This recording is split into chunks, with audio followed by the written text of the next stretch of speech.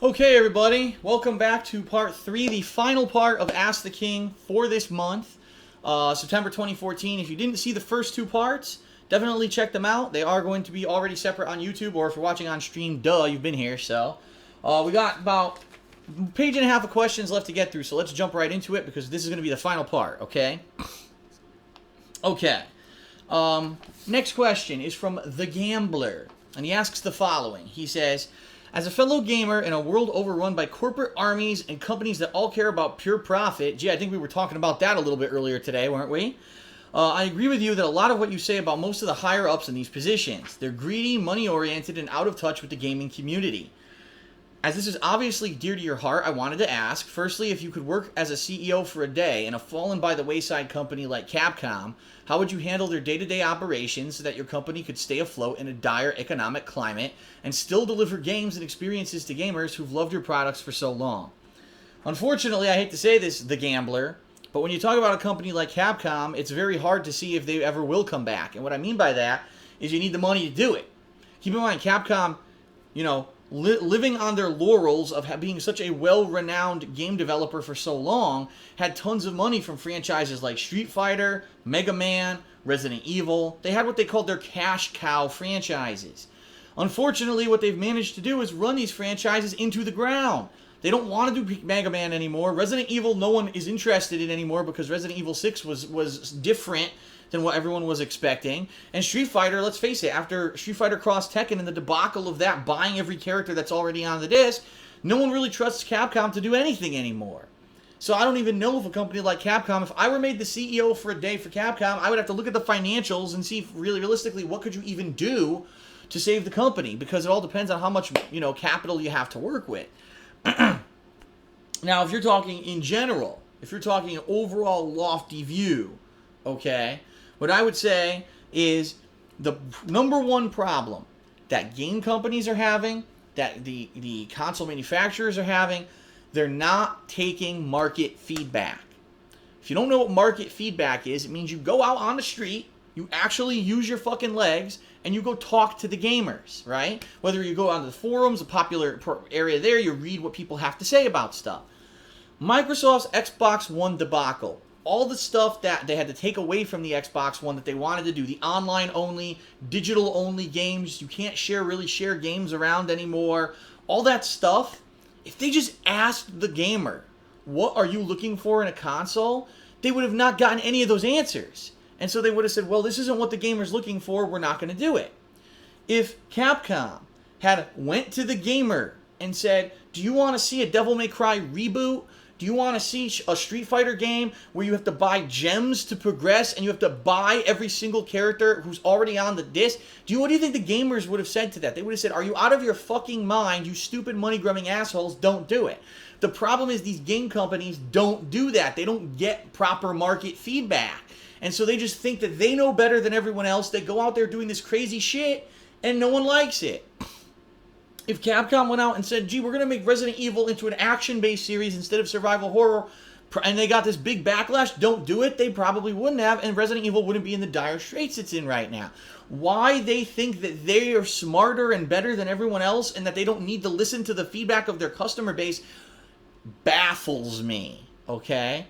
Baffles me, all right? I've said this, that, yes, I've had issues over the years with myself and my own content, where maybe I just get into this daily routine of doing what I'm doing, and because I'm doing that routine of doing what I'm doing, I don't really listen to the outside influence and the outside factors and people saying, Phil, if you did this, it'll be a little bit better. Phil, how many years did I really push back and not do direct capture because people were telling me the camera was fine, when in reality, everyone's saying, Phil, you've got to change, man. That camera really doesn't look too good anymore, and everyone else on the internet who's doing this for a living is doing direct capture. You've got to adapt. So eventually, I change and I'm listening and I'm trying to make positive changes for the better. I've already instituted a bunch of positive changes. We've got great new content that's going to be coming out in 2015, right? That's what you need to do to survive. You can't just assume that you by yourself are an island and that you know better than everyone else and that everything you do in your life is going to be amazingly great. And that's really the attitude that these failing game companies, Nintendo with the Wii U, They didn't ask anyone if they wanted a giant touchscreen controller. They didn't ask anyone if they cared about third-party support of games. You know what I mean? They just said, we're just going to make this console that's only as good as the current gen and say it's a new console. And immediately all the third-party game developers said, we're not making our games for your console. It's behind. It's old tech. We don't want to. Why they don't take this, I don't understand. It's like basic business 101. Seriously, you know what I mean? Now, on the flip side of that, you also can't run your business solely on customer feedback, okay? That's the other slippery slope. If you listen to everyone who's telling you and you do exactly what they say, you run the risk of being blasé, of not innovating and trying new things. It's got to be a careful mix of both, right? If I had done everything that every person had ever told me to play, I would have been doing Just Cause 2, Minecraft, you know what I mean? All this other stuff, and I would have had no direction with my content of what I wanted to do. All my channels would have been disjointed and dismembered, and, you know, a lot of things what you got to be careful of is the vocal minority, meaning even though it's a small group of people that want to see something, they scream the loudest and make the most attention about it, and so they're the ones that you think are the, oh, people really want to see us do this, and then you do it, and you're like, well, no, actually, it was only a small group of people. They were just screaming about it all the time while everyone else was more relaxed. So there's a careful balance you have to take. That's what these companies need to do. That's what they're not doing. They're doing this. No, no, no, no, no, no, we know better, we know better, no, no, no, no, no. And then they fail. Well, no shit. What did you think was going to happen? How many years have people been yelling that they want a Mega Man game and Capcom refuses to fucking make one? I don't get it. Okay. Next question from DK Dragon Slayer. And this was actually a good one, because this one I very, very, very much can draw a parallel between myself and what this guy is saying. Oops. Oops, my laptop's about to die. Hold on a second. This one is regarding high school, okay? Hold on one second. Forgot to plug my laptop in. That could be a deadly mistake.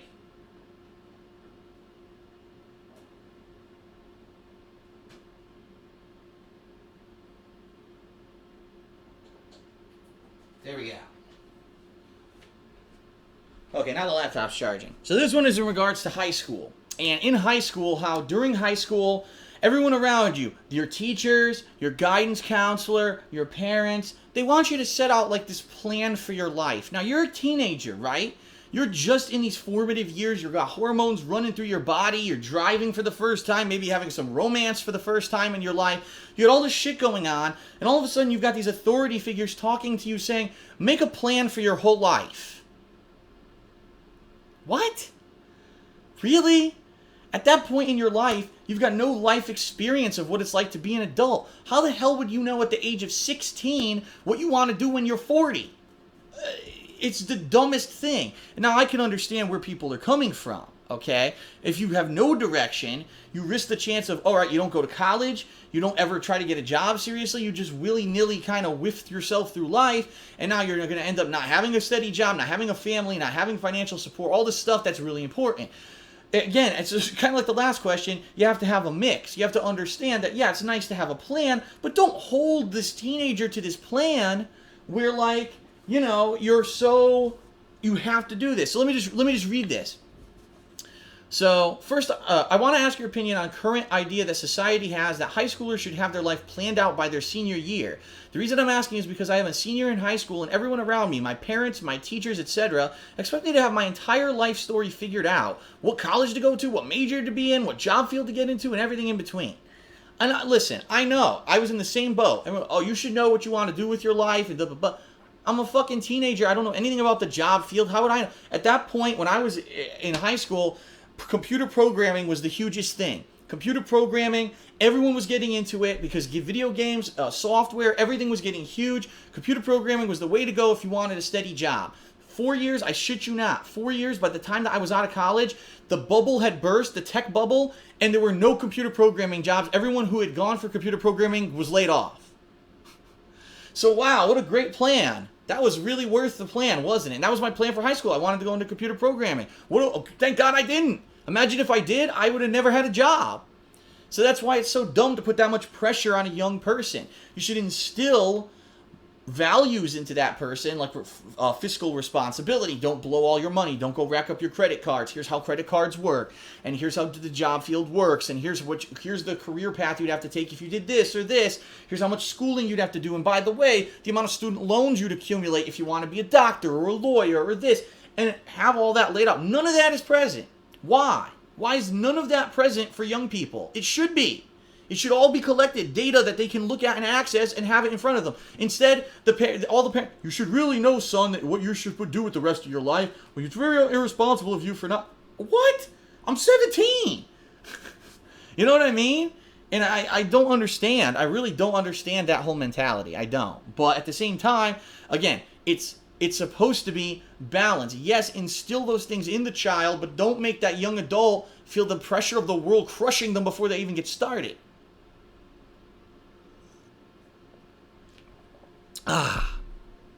So, it is what it is. You're always going to have that pressure. At least in the United States, it seems like they always put that pressure on the teenager. Don't stress out too much about it. His second half of his question was about, basically, how do you cope with the stress of high school? What I have to say is this.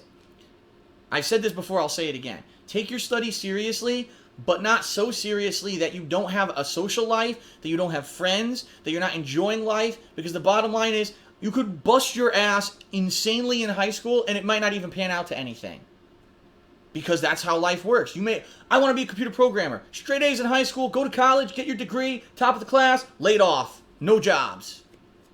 Now you're fucked. So at least have that social aspect of your life. Don't overwork yourself. There has to be a balance. A work-life balance always has to be in effect. If you don't have that, you don't have work or life. You just have one or the other. You know what I mean? It's not, you can't. You have to be sane. You have to have that balance. So there's my best advice for that.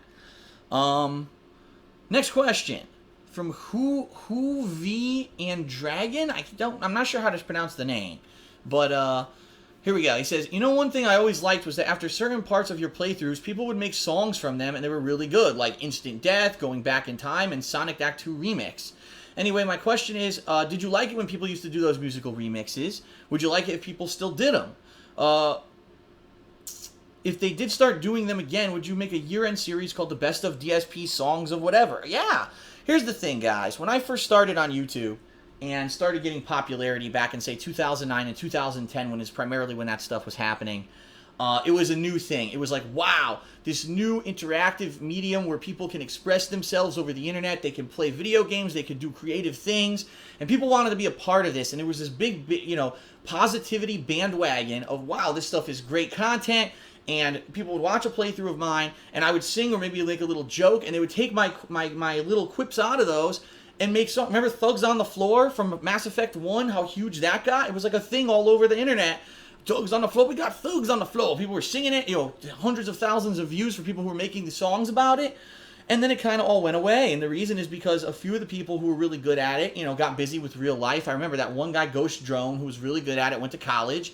And he's like, I don't have time to watch the content anymore, and so I kind of fall out of it. And, once the fad fizzles out, it fizzles out. And it's funny, because there's things that I do in my playthroughs daily now. Song opportunities.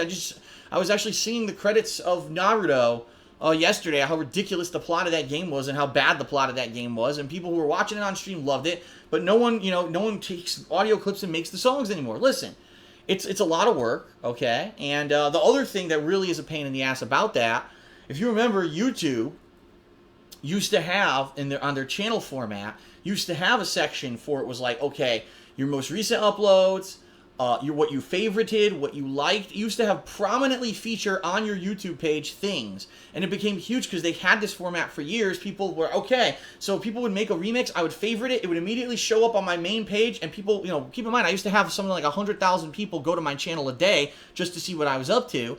And then, wow, look at this cool remix, and they watch it and click on it, and it would be great. I'd give those people attention.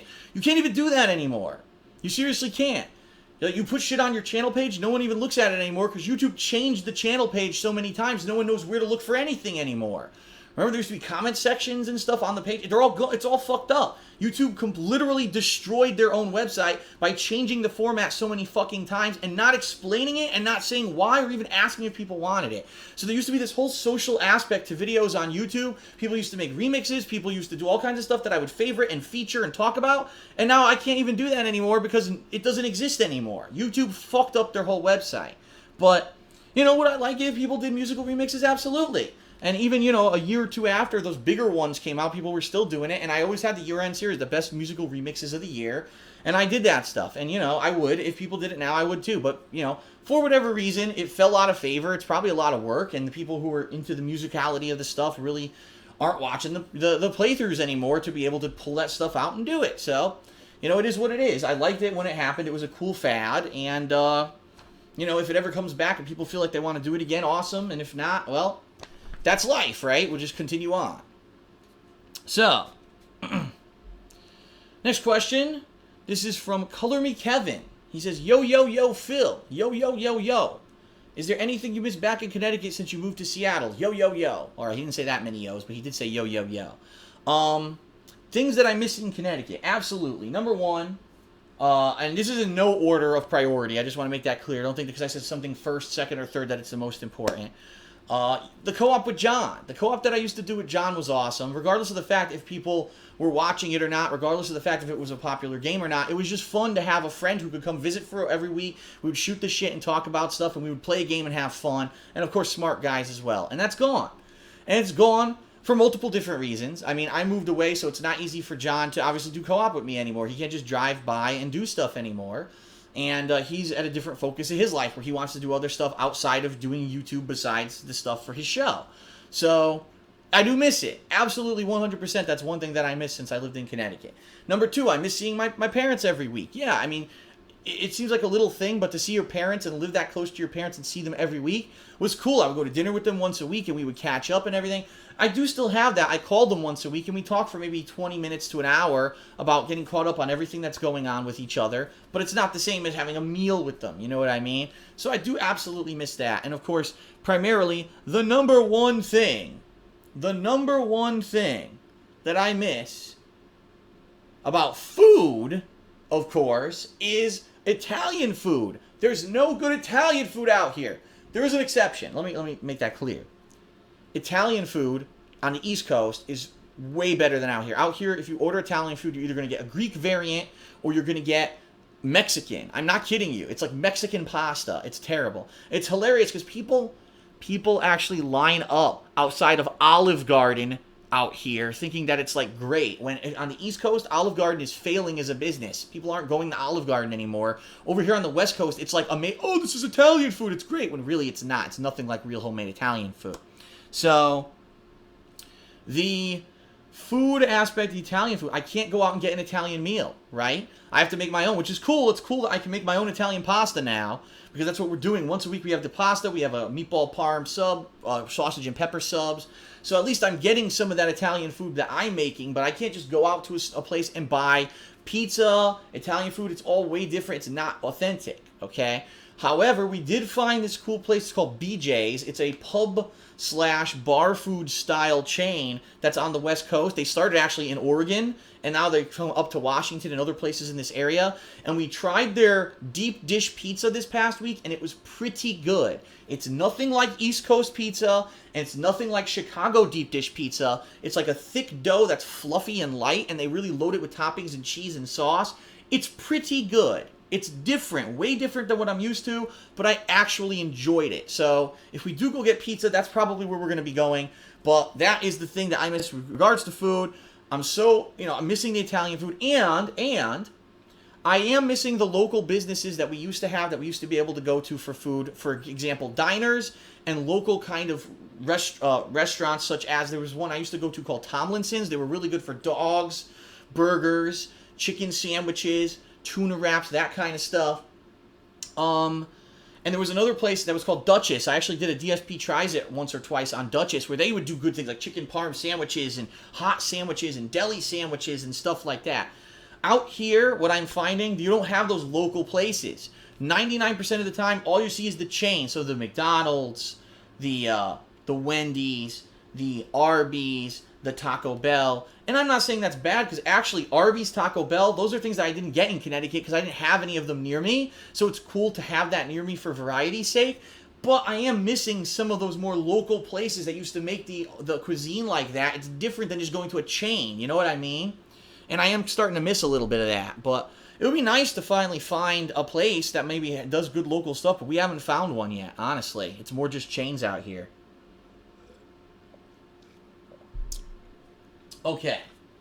Next question. From Ghost23, he says, your review of Destiny is one of the best reviews that you've ever had. I would like to know your opinion about the graphics in Destiny and the role of Peter Dinklage being in the game as the voice of the Ghost. The graphics in Destiny are nothing to write home about. I'm sorry. And some people are going to have issues. Oh, but Phil, you didn't do it. Take a screen capture and zoom in on the I'm currently playing Metro 2033 Redux. It looks better than Destiny. It runs at 60 frames per second, and it actually has more detail on everything in the game than Destiny, and that's a fucking redo of a game. If they could do that, they could have done that in Destiny. Bungie was just a bunch of lazy assholes like usual. Remember when Halo 3 came out on Xbox 360 and they claimed it was HD? And it wasn't. It was just upscaling low-resolution graphics because they were lazy assholes then too. The role of Peter Dinklage, he's completely misused. If anything, they use him so much as the voice of Ghost that his voice becomes droning and more annoying than anything else. Peter Dinklage is a great actor. It's a shame that he took on this role thinking that he was going to be part of some amazing groundbreaking game, which is probably what Bungie told him, and he probably doesn't know a lot about video games, so he believed them. And now, unfortunately, he's going to go down in history as an annoying AI voice in one of the most boring, blasé, overhyped games in history. Poor Peter Dinklage. He deserves better. Okay. Next question is from Scoops. He says, hey Phil, I'm a longtime Street Fighter player who grew up playing Super Turbo in arcades just like you. My question is, have you completely ruled out ever going to another big tournament again in the future? I watch your Street Fighter streams on Sundays, and it's obvious you still have that love and passion for Street Fighter, although you don't play much anymore.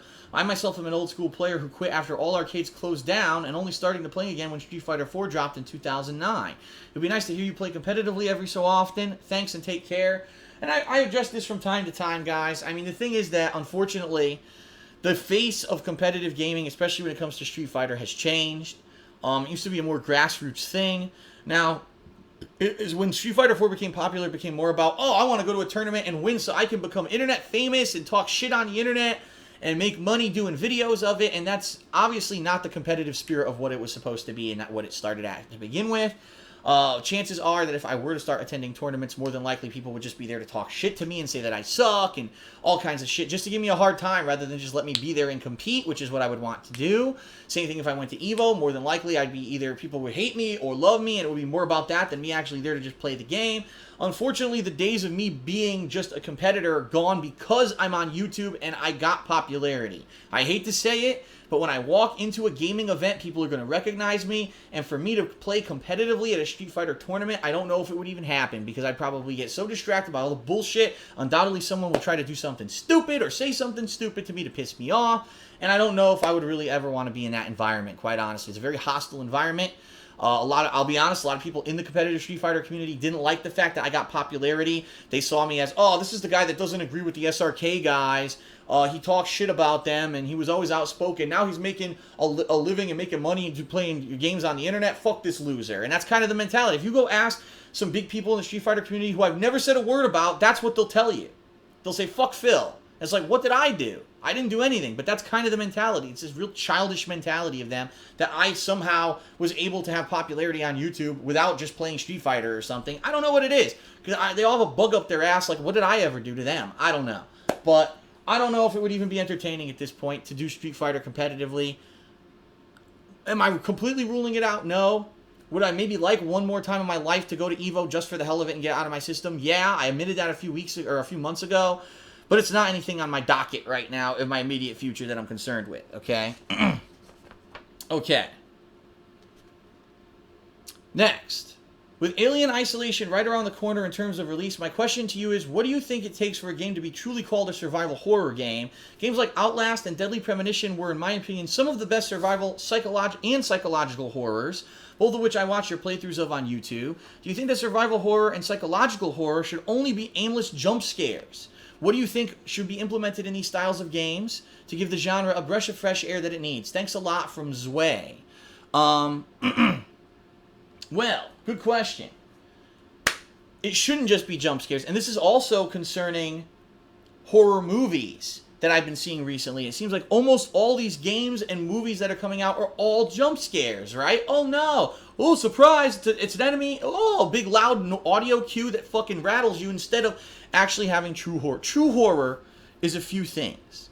True horror, number one, has a deep psychological hold on you. You're confused. You don't know what's going on. There's a mystery element to it. And it disorients you and it rattles you. True horror is possibly having a twist that's so evil and deep and cruel that it rattles you to the bone. I'm going to give you some examples. One good example would be Silent Hill 2, when you're fighting this crazy-ass boss that looks like a big, monstrous contraption thing. You don't even realize what it is until you kill it, and you realize it's the representation of a girl's father raping her in bed. Okay? That's fucking horror. Because that's an incredibly disturbing thing that you don't even realize, and when you get what it is, you're like, oh, fuck me. Now, don't get me wrong. The Silent Hill series has jump scares, but it does a good job of balancing the jump scares with psychological horror to give you this overall mind-fucked mentality, okay? That's what modern horror is missing. Modern horror is all about, okay, there's a ghost, and then there's a shitty jump scare part. You know, how is it you can have a modern horror movie that's PG-13, that doesn't have any kind of real gore, any kind of seriousness about it, but it just has a bunch of jump scares, and, you know, I don't understand this stuff. You know, a real psychological thriller will get to you and will resonate with you. And I'll tell you this, I've said this recently. When I saw The Ring, the very first movie, The Ring, and warning, there'll be a few spoilers here if you haven't ever seen it, it scared the fuck out of me. And I honestly lost sleep over this movie. Because the movie, first of all, the American version is a direct adaptation of the Japanese version with some minor variations depending on the culture change between Japan and America. And the whole movie of The Ring is a mystery. What is it with this girl? There was some girl that died, and some mystery of this girl. There's a videotape going around that when people watch, they die after 7 days. And what happened to this girl? Is she on the tape? Is there some kind of a message? What is really happening to these people? Right? All this crazy shit going on in the movie. And the whole movie's a mystery. And then you get to this point where you think the mystery is solved. You found the girl's dead body. Apparently she was drowned by her parents. What a horrible parents they were. And you think the movie's over. In fact, for a typical horror movie, the movie would be over. And then the movie continues to find out it was completely wrong. The mystery that you thought you had solved during this movie, you were completely fucking wrong. And it was something completely different. And then the girl comes back to try to kill people at the end. And basically you realize there's like no way to save yourself. There's no real rules to this. You're fucked. And that scared the living fucking bejesus out of me. Like, I shat liquid shit after seeing that movie. I kid you not, I had nightmares about it for weeks. I'm not kidding. I'm willing to admit that. That movie scared the fuck out of me, okay? And now these days I'm older. It's much harder for like me to watch a horror movie and actually take it seriously and feel like I'm scared about it or anything. Because I've seen it all at this point. But something like that can grip you and you're, wow. You know, I'm really, I'm hooked by this story. And then all of a sudden there's a twist and it's something different and it mind fucks you. That's the kind of stuff that real horror does, not the stupid cheesy jump scare stuff. And that's what it all is today. It's all, audio scare, jump scare, and that's not good. A game like Five Nights at Freddy's, oh no, the animated animatronic fucking robots coming to get me. There's nothing scary about that game at all. Nothing but an audio or cheap jump scare. It's a piece of shit. No one should have ever played it. People played it to act like ninny girls and make money on YouTube, and it's ridiculous that people still buy into that shit. Okay? Alright. That being said, we've got a game coming out tomorrow, D4. It's the next game from the makers of Deadly Premonition. And we've got The Evil Within coming out in October. Fingers crossed these games are good. I fucking hope so. Okay. Now we got a few quick questions from Facebook and Twitter to end the episode. Here we go. This one is from Jose. He says, do you feel that 2014 as a gaming year is filled with disappointments like Destiny? Ladies and gentlemen, I'm about to read to you the amount of disappointments that I played this year. I'm going to pick up the mic. I'm not going to be on camera. I have to read it from my calendar. You ready? Ladies and gentlemen, here are the biggest crappy games of this year. Ahem. The Dragon Ball Z game that came out in January and was fucking terrible. Final Fantasy 13 Lightning Returns was a piece of shit. Thief was incredibly disappointing. Castlevania Lords of Shadow 2 was a horrible, horrendous, petrified dog turd. Titanfall was terrible. Infamous Second Son wasn't bad, but it was very disappointing. Wasn't as good as the first two Infamous games. Amazing Spider-Man 2, nowhere near as good as the original Amazing Spider-Man game. Very, very disappointing. Hold on, I gotta try to see this. Transistor to some point I thought was very, very disappointing. I thought it was going to be good from the makers of Bastion. I really didn't like it. Thought it was disappointing. Keep going here. I didn't even play Transformers Rise of the Dark Spark, and I can tell you that game was bad. Sniper Elite 3 wasn't nearly as good as Sniper Elite 2. Keep going here.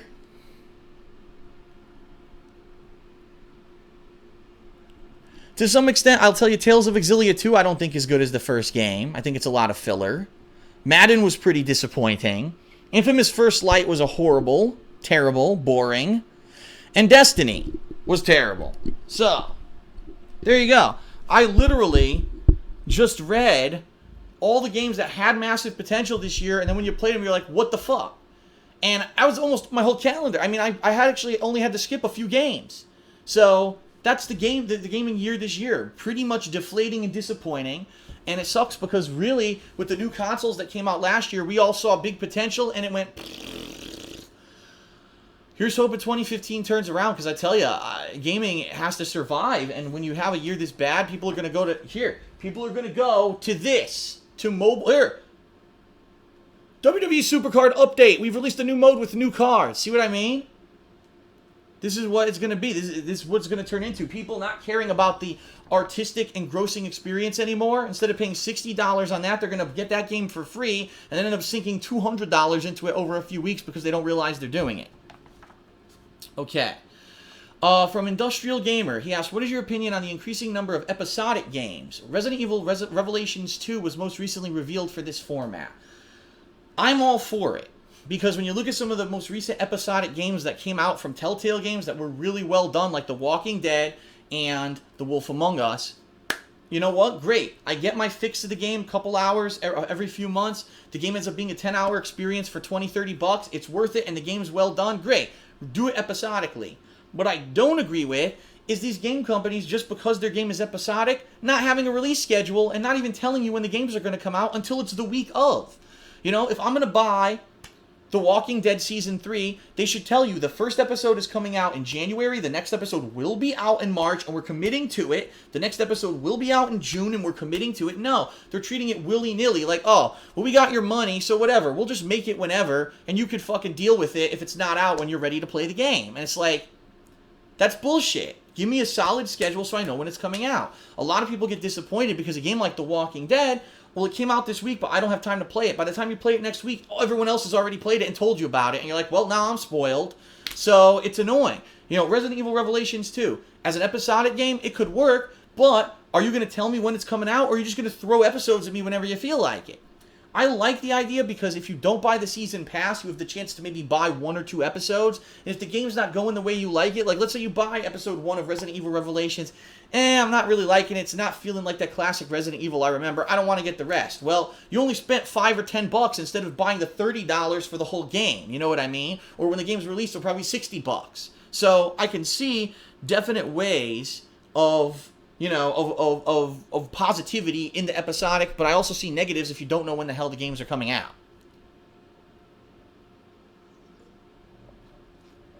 Okay. Next question is from Zed. He says, what does the term dialed in mean, and why do you always say it? Good point, Zed, because dialed in is also a synonym or to the saying phoned in. A lot of people don't know what either of those mean and ask me constantly, what does it mean? If you're saying someone's dialing it in, it basically means, think about it this way. Instead of being somewhere in person, if I'm here in person, I'm giving you my full attention, I'm 100% here, I'm ready, I'm attentive, and I'm giving you the full work, right? If you're dialing it in, imagine if I was doing a conference call. So I'm sitting at my desk, I'm multitasking, I'm doing some work here, I'm doing some work here, but the conference call is going on here, so I'm kind of listening but not giving my full attention to it. That's what phoned in or dialed in means. You weren't there, you didn't give the full effort, you basically did it half-assed. So when I say a game seems like it's phoned in or dialed in, it means the game developers seem to do it half-assed. They didn't put enough effort into it to do anything original, fun, or creative. They just maybe did the minimum effort to get a game that was functional and saleable, right? So for example, with Destiny, yes, I would say Destiny was a phoned in or dialed in game where Bungie played it safe, took their multiplayer from Halo, their cooperative looting gameplay from Borderlands, took a piece of tape, said zoop, put in 30 frames per second graphics instead of 60, which they could have done, didn't get any originality with any of the enemies in the game, only had one hub city that doesn't feel alive, didn't put enough elements for interaction into the game with other players. They dialed it the fuck in. They could have done a much better job, but instead they put out a piece of shit. And that's what I mean when I say that. Okay. Next question is from Wallbridge M. I'm not sure how to say this, but how has your father's new job been doing? Also, do you keep in touch with your parents as regularly anymore? So if you don't know what he's talking about, a year ago, my dad had been unemployed for a year. He had gotten laid off from the same company that I got laid off from in 2010. About a year later, he was laid off for a year, but then he finally got a new job late last year. He stayed with that company for about a year, and now he actually has an even newer job. This job, if you can believe it, is down the street from where he lives at a major company, manufacturing company. He's now a director level, so he got a promotion from where he used to work before he ever got laid off. He's making more money, he's working better hours, the transportation's easy because he works right down the street. He's doing better. He's doing much better than ever before, honestly. And it's kind of funny how stuff worked out, how he got laid off, looked like he couldn't get a job for a whole year, kind of had a starter job for a year, and now he's on the up and up. So it's funny how life works, right? So I feel very glad for that, and thanks for asking that question. I think I already mentioned, every week, once a week, I talk to my parents for roughly a half hour to an hour. I call them and I get them up to speed on all my stuff, and they get me up to speed on their stuff. My aunt still has not moved into my place in Connecticut, if you can believe it. She's had all her stuff, her bed, her furniture, all her personal belongings are there, but she's been waiting because she had a bunch of doctor's visits and tests and things she's been doing. Supposedly this week she was going to move in. I have to find out this weekend if she did. All right. Last but certainly not least, from Titans301, he says, Phil, why is the internet gaming community so toxic and cynical? Wow. You know, I'm probably the best person to ask. I hate to say this. It's the same thing with not just internet gaming, but gaming as a whole, but not only that, the internet as a whole. Since the internet has happened, since the internet is now popular, since the internet is now out there, anonymity has brought out the worst in people. And I mean that to a T. Being anonymous on the internet has allowed people to spew the filth that they have held inside of them forever. In the 1990s, if you wanted to insult someone, you had to walk up to their fucking face and say it. And be a man about it. Because if you said it, you might get knocked the fuck out. In today's world, especially if you're someone like me who has a public face, thousands upon thousands of anonymous little shits can insult me, and what the hell can I do about it? I'm not there to slap their fucking little bitch faces. I'm not. And so I have to take the barbs and the nastiness of everyone on the internet.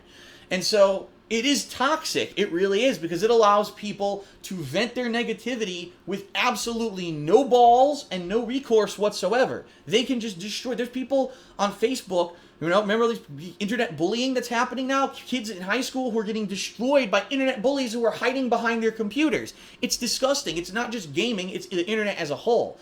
And the thing is, this is different than where have we ever faced stuff like this before? Oh no, someone makes a prank phone call to my house. Big deal. It's Joe Nobody.